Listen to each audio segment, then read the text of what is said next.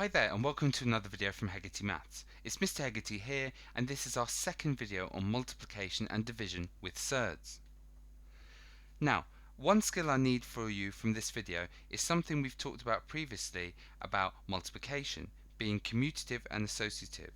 And the implication of that is you can do multiplication in any order you want. So if you see a problem like this, what I do is I say, right, 20 multiplied by 5, that's 100. 25 multiplied by 4, that's 100. This therefore is like 100 multiplied by 100, and I know the answer to that is 10,000. Done. As opposed to going 20 times 25, work it out, times 5, work it out, times 4, and I start getting into a bit of trouble. This way is much easier, and I'm going to need that skill coming up. Now, one thing to talk about just before I go on to this topic is a bit of notation. Now, mathematicians, as we talked about before, like writing things in succinct, neat ways, and something like 2, a whole number, an integer, multiplied by a surd like root 5, they have a way of writing that. They drop the times sign and they just write 2 root 5. Now, it's really important here. The 2 is as big as the 5. They are both big numbers, and you've got to be careful how you write it, because sometimes if you write it badly, you might confuse it with something like that. The square root of 5, which you sometimes have a 2 there. That 2 is big 2, and it means 2 times root 5, as opposed to the square root of 5. Okay, so that's an important bit of notation. So, using what we've talked about previously about multiplication in any order and this notation, let's try and simplify the following. 2 root 5 multiplied by 7 root 20. Now 2 root 5, remember what that means. It means 2 multiplied by root 5, and we're multiplying that by 7 root 20, which we know means 7 multiplied by root 20. Now, given what we've just talked about, we can do multiplication in any order we want. We can do the 2 multiplied by the 7, and we could separately do the root 5 multiplied by the root 20. So let's try that. 2 multiplied by 7 is 14. Root 5 multiplied by root 20 is root 5 times 20, which is the square root of 100. And the square root of 100 is 10. So really we've got 14 multiplied by 10, which is equal to 140. Now, who would have thought 2 root 5 multiplied by 7 root 20 would give 140? If I get the calculator out and type 2 root 5 like that, it's a nasty irrational number. And if I get the calculator out and type 7 root 20, it's also a nasty irrational number. But when I times them together, so there's a 7 root 20, and multiply that by 2 root 5, it gives you 140. So two irrationals are multiplying to give us a nice whole integer number. But we could get there by knowing our bit of notation and also doing our multiplication in any order. And that's what we're going to be doing in the questions in this video. So pause the video and work out the answers to the following questions. Right, 3 root 2 multiplied by root 8.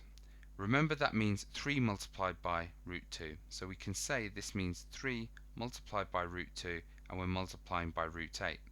Now we can multiply the indices together if we want. Root 2 multiplied by root 8 is going to be root 16. So this is 3 multiplied by root 16, and we know root 16 is 4. So this is 3 times 4, which is 12. And we're done. Next one. 6 root 5 multiplied by 2 root 20. I can do the 6 multiplied by the 2, and I know the answer to that is 12.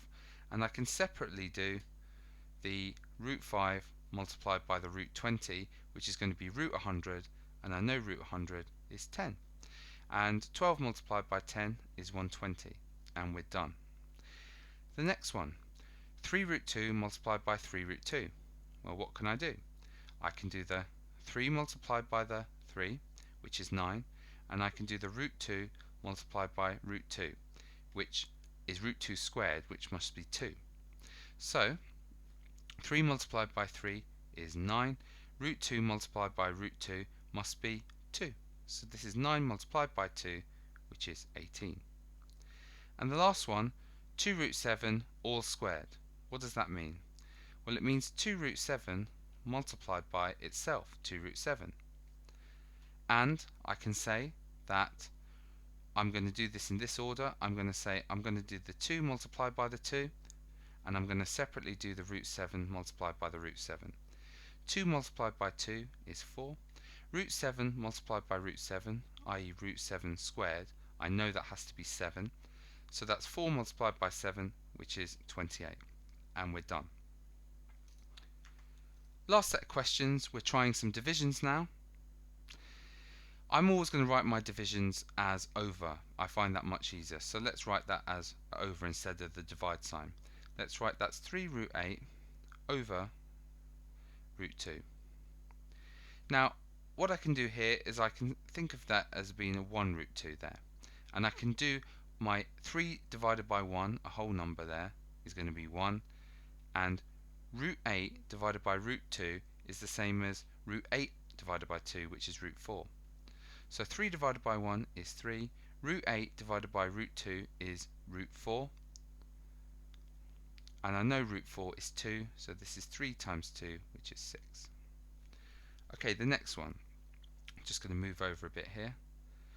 I can do this separately. I could do my 6 divided by 2, and I can separately do my root 32 divided by root 2. So 6 divided by 2 is 3. Root 32 divided by root 2 is going to be root 32 divided by 2, which is root 16. So root 16 is 4. This is 3 multiplied by 4, which must be the answer, 12. And the last one. I can do 6 divided by 10, and I can separately do root 75 divided by root 3. Now, 6 divided by 10, that is 6/10, isn't it? Which simplifies as a fraction. I can divide top and bottom by 2, and I would get 3/5, like that. Now, root 75 divided by root 3 is root 75 divided by 3, which is root 25. And root 25 is 5. So we have 3/5 multiplied by 5.